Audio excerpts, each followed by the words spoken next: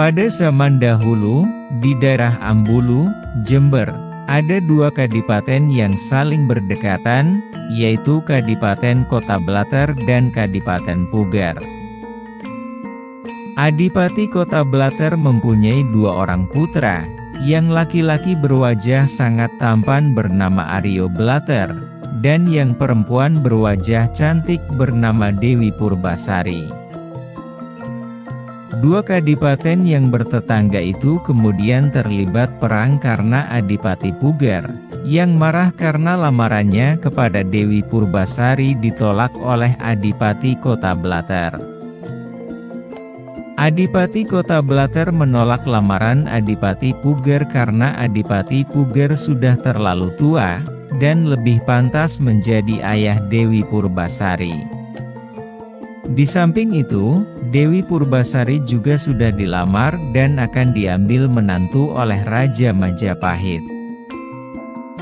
Adipati Puger yang kasar, emosional, dan tidak bijaksana tidak puas hanya membunuh utusan Kadipaten Kota Blater. Ia kemudian mengumpulkan prajuritnya dan mengobarkan perang terhadap Kadipaten Kota Blater. Oleh karena itu, sepanjang perjalanan mereka merampok, membunuh, memperkosa, dan menganiaya siapa saja yang mereka jumpai. Lumbung-lumbung padi dibakar, saluran air dirusak, dan desa-desa mereka porak-poranda sehingga penduduk lari menyelamatkan diri. Mereka mencari perlindungan kepada Adipati. Melihat keadaan seperti itu, Adipati Kota Blater tidak tinggal diam. Ia pun menyiapkan pasukannya untuk melakukan perlawanan. Untuk menghadapi Adipati Puger, ia akan turun tangan sendiri. Dalam perang tanding antara dua adipati itu, Adipati Kota Blater terkena tombak di dadanya dan jatuh tersungkur meninggal seketika. Putra Adipati Kota Blater yang bernama Aryo Blater sangat marah mendengar ayahnya meninggal dan kadipatennya diporak-porandakan. Ia memimpin langsung prajurit kadipaten untuk membalasnya. Aryo Blater dan para prajuritnya menyerang prajurit Kadipaten Puger, yang dalam keadaan lengah karena sedang dimabuk kemenangan, berpesta pora, minum minuman keras sampai mabuk, dan akhirnya tertidur pulas. Pasukan Kadipaten Puger pun dibuat kalang kabut dan banyak yang terbunuh, bahkan Adipati Puger terluka oleh senjata Aryo Blater. Atas kemenangan itu, pasukan Kota Blater bersemangat kembali menghadapi musuhnya. Mereka bertekad akan membalas perbuatan prajurit Kadipaten Puger. Kekalahan di pihak Adipati Puger pun tidak membuat mereka jera.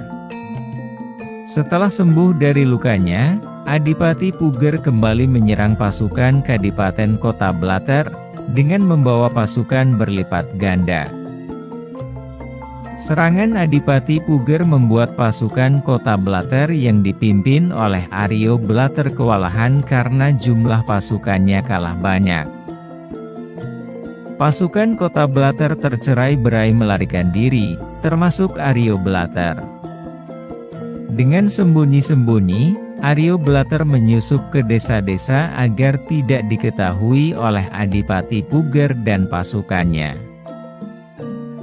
Setelah berjalan berhari-hari, sampailah ia di sebuah desa bernama Desa Sumberrejo. Desa itu masih termasuk wilayah Kadipaten Kota Blater meskipun jauh dari ibu kota Kadipaten. Karena berada di pedalaman, bukan jalur yang dilalui oleh prajurit Puger, desa itu relatif masih aman. Sambil menahan dahaga, Aryo Blater berjalan mengelilingi desa berharap menemukan warga yang dapat dimintai tolong. Akan tetapi, desa itu benar-benar seperti desa mati, rumah-rumah tertutup rapat pintu dan jendelanya. Tidak ada tanda-tanda kehidupan. Dengan perasaan sedih, Aryo Blater meninggalkan desa Sumberrejo. Ia dan para prajuritnya yang tersisa tiba di pinggir desa tersebut. Sambil beristirahat dan berteduh, ia duduk di bawah pohon asam. Matahari semakin terik dan rasa haus di kerongkongannya semakin tidak tertahankan, begitu pula pengikutnya. Mereka berusaha untuk tetap semangat demi membela wilayahnya. Aryo Blater berjalan mondar-mandir gelisah seakan-akan memikirkan sesuatu. Matanya diarahkan ke wilayah sekitar seperti mencari-cari sesuatu. Tidak lama kemudian wajahnya tampak gembira. "Aku melihat sumur, Paman," dengan riangnya Aryo Blater berteriak kepada pengawalnya. Dugaannya benar. Ia segera berteriak memanggil para prajuritnya. Setibanya di sumur tersebut, mereka kebingungan karena tidak ada timbanya. "Tapi, Raden, bagaimana kita mengambil airnya? Sedang di sini tidak ada timba," kata seorang prajurit.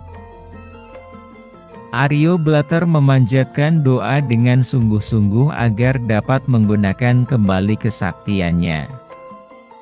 Atas izin Tuhan, Aryo Blater dapat menggulung sumur itu hingga airnya mencapai permukaan. Para prajuritnya bersorak gembira dan dengan cepat menghampiri permukaan sumur itu untuk minum sepuas-puasnya. "Wahai Paman sekalian, berkat pertolongan Tuhan, sumur ini berhasil aku gulingkan.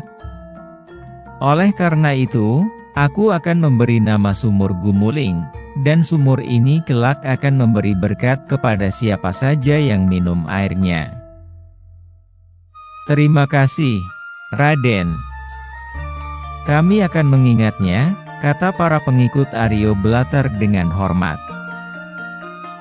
Mereka merasa memiliki kepercayaan diri lagi, karena pemimpin mereka ternyata masih memiliki kesaktian. Sumur yang dianggap tidak berguna karena airnya terlalu dalam itu, kini dapat digulingkan sehingga airnya dapat dimanfaatkan. Mereka kagum pada kesaktian Aryo Blater. Setelah merasa cukup istirahat, rombongan Aryo Blater pun meninggalkan desa Sumberrejo dan melanjutkan perjalanan untuk kembali ke Kadipaten. Aryo Blater sangat cemas memikirkan adiknya, Dewi Purbasari. Tanpa sepengetahuan Aryo Blater, Dewi Purbasari telah mengakhiri hidupnya dengan keris ayahnya. Ia memilih mati daripada tertangkap dan dibawa ke Kadipaten Puger.